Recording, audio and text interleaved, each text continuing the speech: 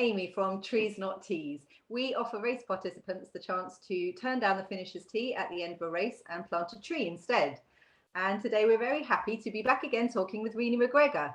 Renee is a dietitian, an author and a runner, and she has a new book coming out called More Fuel You. Hi Renee. Hi Amy, how you doing? I'm good. Thanks so much for coming on to talk to us again. How are you doing? Yeah, I'm good, thank you. It's been a busy few weeks, but I am really good. Yeah, happy to be here. Fantastic. Oh, lovely. So More Fuel You, from what I can gather, this is about resetting our attitude to food. Would that be a fair summary? Yeah, I would say so. It's really hard to, I really hope people will read the book because it's actually really hard to put it into words what it is. But what I hope people get from it is at the end of it, when they finish it, what I'd like them to get from it is I'd like them to take home that I care about them and everybody's relevant. And I guess that's kind of my message, is that this book it's not a you must do this, because I think there's lots of books like that tell you and dictate what you should and shouldn't do. And it's not meant to be about that. It's about understanding food, yourself, your behaviors, your training, and basically reading through it and finding an approach that works best for you. So, but also giving people permission that you might try something and it might not work for you. Right. And it's okay. You know, like, I think because we live in a society that food is so much become our identity as well. Like, you know, like we almost what you eat is how you're perceived, you know, like if you eat chocolate, why are you eating chocolate? Or do you know what I mean? Like I always find that personally that I go into, you know, new scenarios and people go, oh, you're a dietitian. Oh, but you're drinking beer and you're eating pizza. And I'm like, yes. and I think it's about trying to get away from that and helping people to understand what balance really is, you know, in all aspects, not just in terms of fueling and training, but actually ensuring that our well-being is in there as well. I guess this book is very much about helping people to achieve embodiment, you know, like that kind of understanding that the body is not just simply a machine. You know, a lot of sports nutrition, particularly in sports science, is very performance driven and very performance outcome driven. And I'm not saying that's wrong. And I'm not saying this book is not going to help you get the performance that you want. But the problem is often what's overlooked are things like, if you do this behavior, it could also impact this area of your life.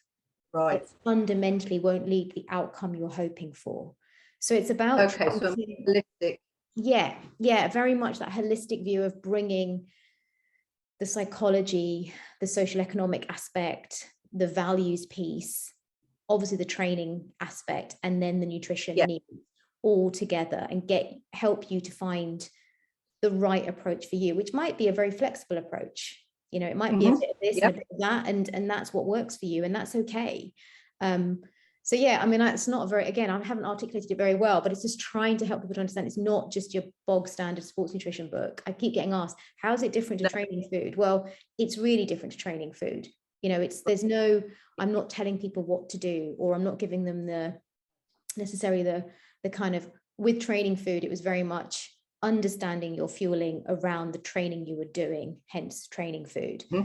And this is got elements of that, but it's not got menu plans or examples of recipes or any of that kind of thing. It's very much about learning and understanding yourself, but also understanding how the human body works. So, you know, one of the bits that I'm really proud of in this book is that we're looking at population groups that are often overlooked. So female athletes, a whole section on female athletes through their lifespan. So from like normal menstruation to when it could go wrong potentially, to pregnancy, breastfeeding, perimenopause, menopause.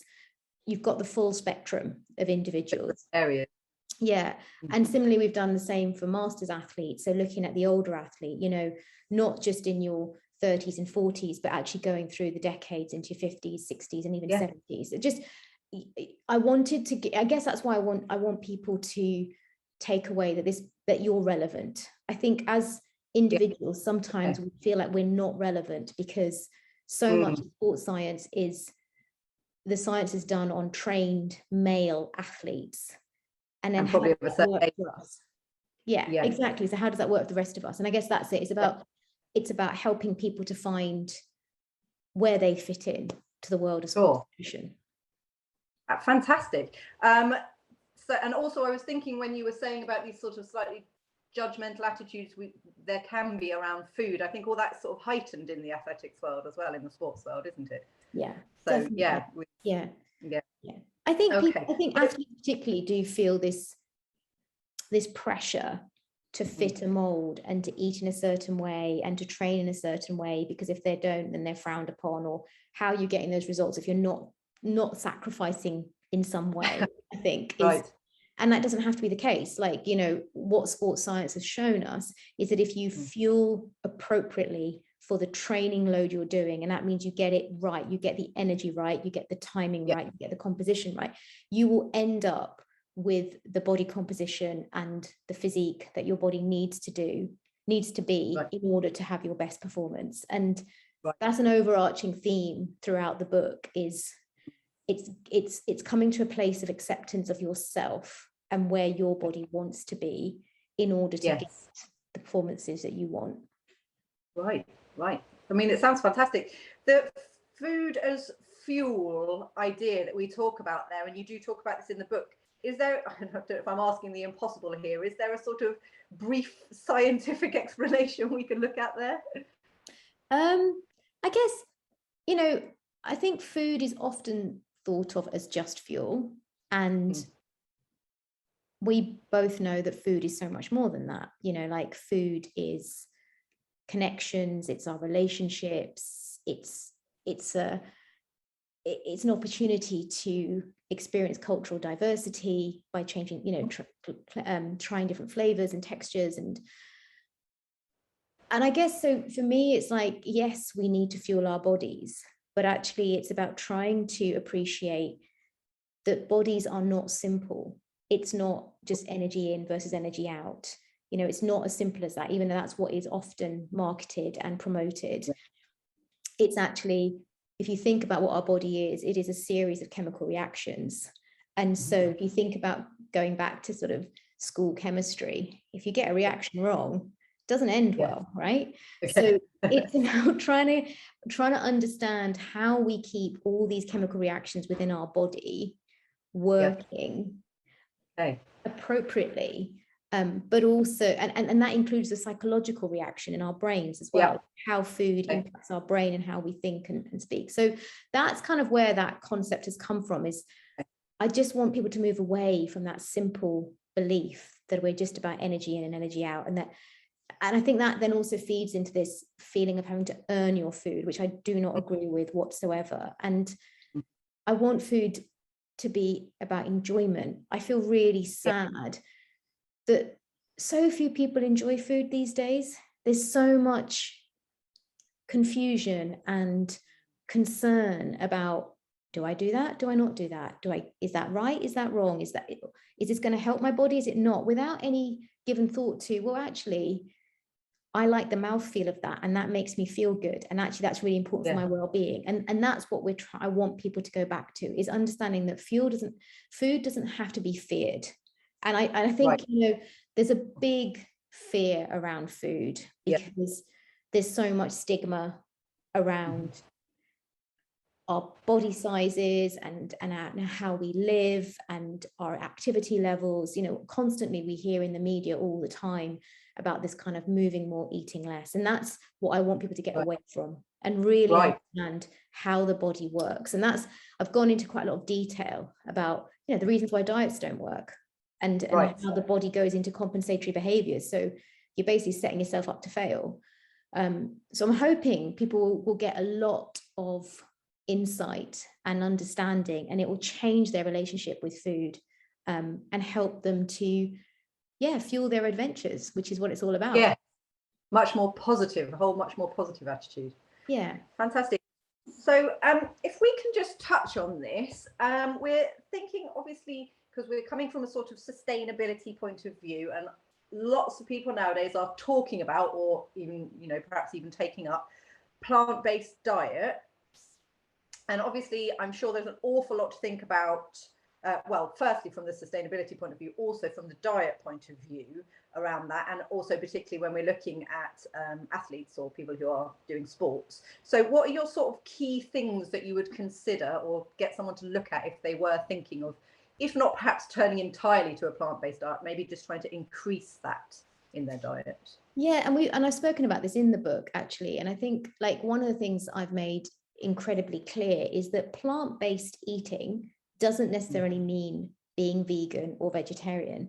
Plant-based means that you can be a little bit more flexible in your approach. Yeah. So you're predominantly plant-based. You will, perhaps you'll eat sustainably for that point of view, that the choices you're making are about your core values and your morals, and and that's why you're going plant-based.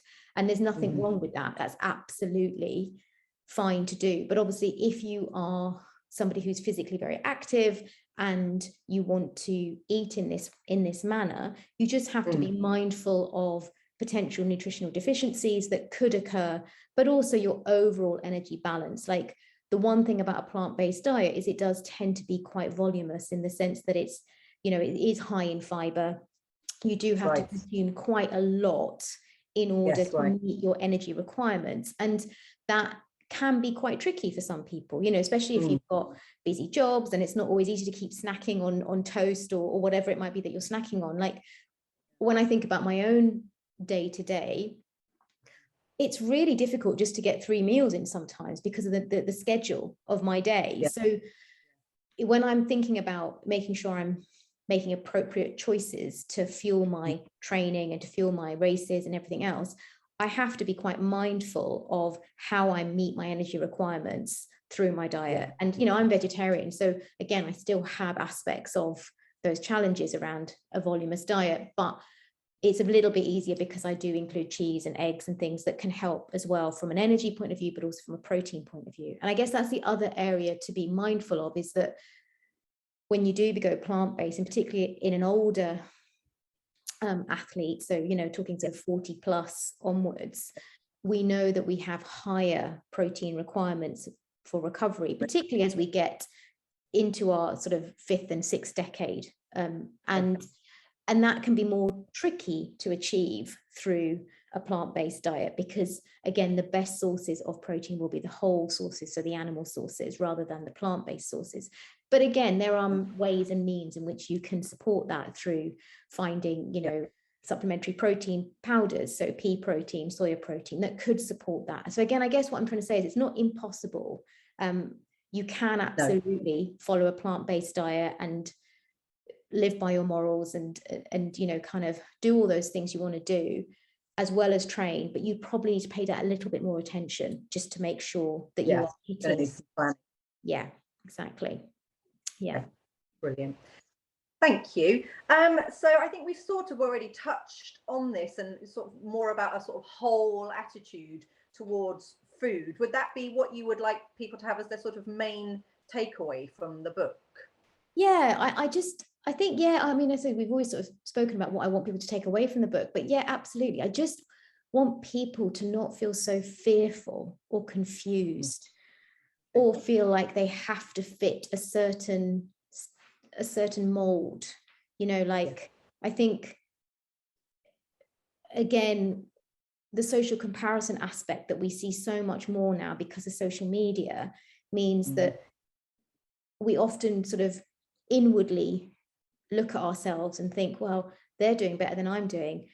Well, they eat like this, maybe I should eat like this. And I think it's not as simple as that, but that's how the brain kind of works, particularly when you are somebody who is competitive and you do have an outcome and you want to do your best. It can definitely be, the brain can definitely play more tricks on you from that point of view. So it's about that. It's about giving people that knowledge. I suppose that's what it is. It's about giving people knowledge, and so they can go away and make an informed view. It's not about saying you must do X or you must do Y. It's about saying you could do X, but be mindful of all these things that may be a problem. They might not be, but they may be.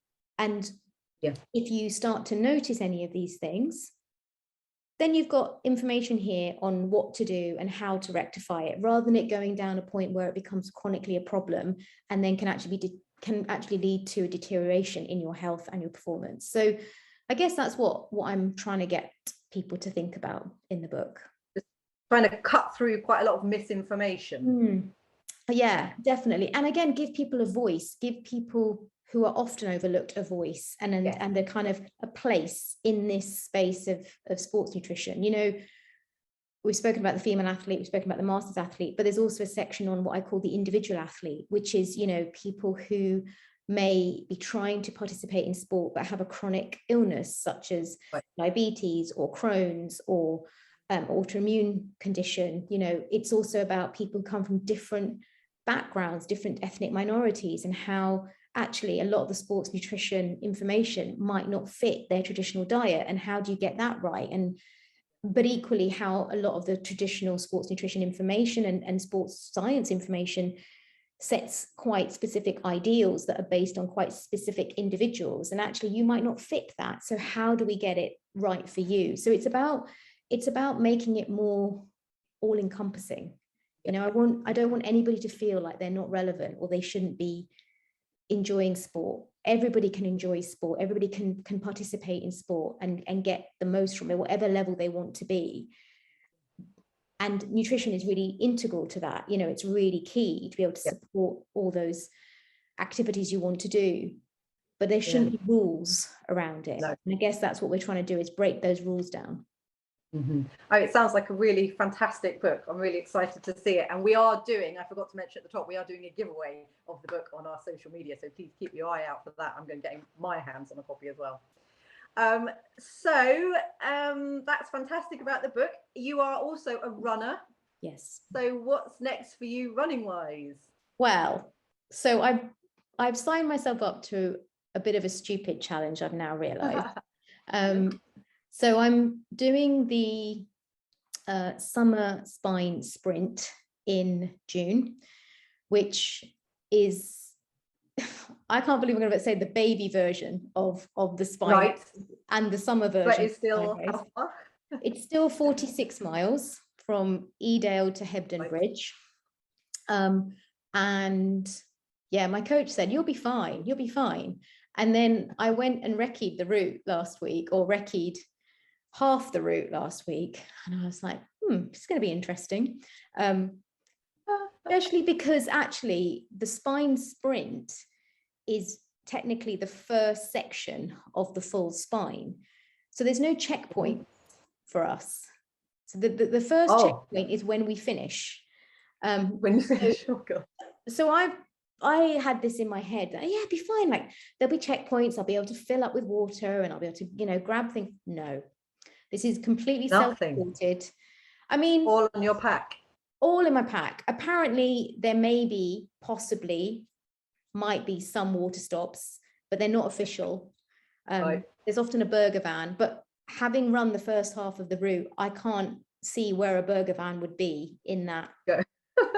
In those 24 miles that I did. I can't imagine where that might be. So I'll be honest, Amy, I've been slightly nervous, slightly stressed since last weekend. So yeah, that's since you're reassuring recce. Yeah, that's my main race, but I am actually going off to do a race in Brecon tomorrow. Very last minute, just decided it would be a really good training run. So it's 21 miles across Brecon. Just 21 miles. Just 21 miles, yeah, just with full kit. I'm fundamentally just doing it as a long training run because I find long training runs alone really dull and really boring. So doing it with a group of people and an organized event just means I can, you know, say I've done that distance and I can be confident in that distance. So really tomorrow is about fun. It's like a day in the hills, and I'm looking forward to that, to be fair. And actually it's been an incredibly busy week, and I have got 2 very, very intense weeks coming up with lots of book events and book issue, you know, book sort of promotion, as well as my normal working day. So quite looking forward to bit of a breather, several hours on my own in the hills, just to kind of try and calm myself down, hopefully.